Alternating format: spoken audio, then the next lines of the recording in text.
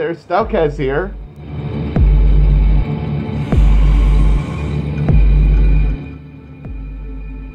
Did you guys hear something?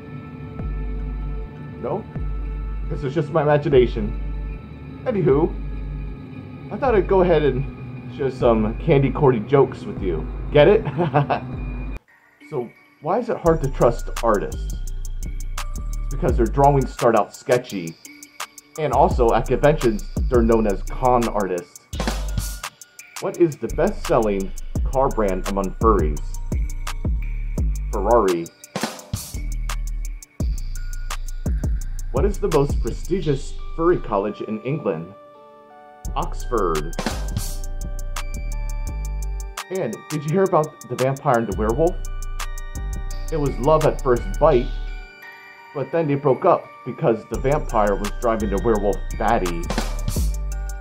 Alright, were those jokes corny enough for you? Alright, let's go ahead and take a look at some of my most recent art.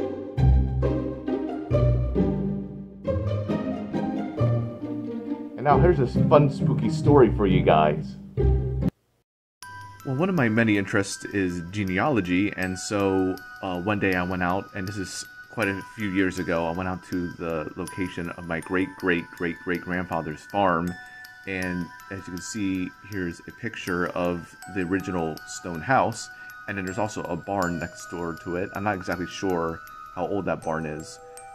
And I just went there to see it in person, and then behind the house, probably about a quarter or half mile, is the family cemetery, and a lot of the original stones are buried there. Unfortunately, it's not in the best of shape, the greatest of shape, but it was awesome just seeing, you know, the site of where my ancestors lived, and you can actually see their stones. And here's a picture of his stone, and back in that time, in the late 1700s, the predominant language in that area is German, so some Andenken, as you can see at the top, actually is German for in memory of, and so the stone itself is in German. But going back to the story, and I promise you this will get spooky. So after visiting, I didn't know that at the time when I went there, but after visiting, supposedly the house is haunted, and there's this urban legend, and I'm pretty sure it's more legend than fact. Supposedly there's a demon that lives there, and it possessed the one guy living there, and it basically made him lock himself, his wife, and his children in the house and set the house on fire, and he subsequently perished. Now, in the rear of the house, you can't see in any of the pictures, there's a area where it does look like it burned, but I don't believe there's any facts to substantiate the story because none of my ancestors died on the same day, and there was no like records of anything like that ever happening. But it's a fun story nonetheless. Last but not least, here's some music. Alright, in today's music, I'm gonna go ahead and perform a piece called Andante and Allegro from Sonata number 15 by Jean-Baptiste Lully. Forgive me if I'm mispronouncing the name. So, this could be two movements, the first being Andante, the second being Allegro. And Andante is basically moderately slow, it's a slow tempo. It's basically just below Moderato, which is in the middle, like moderate. So Andante is kind of, you know, a leisurely, slow walking pace, like imagine you're strolling through the park. And then Allegro, as I mentioned in previous videos, is fast. So here is Andante.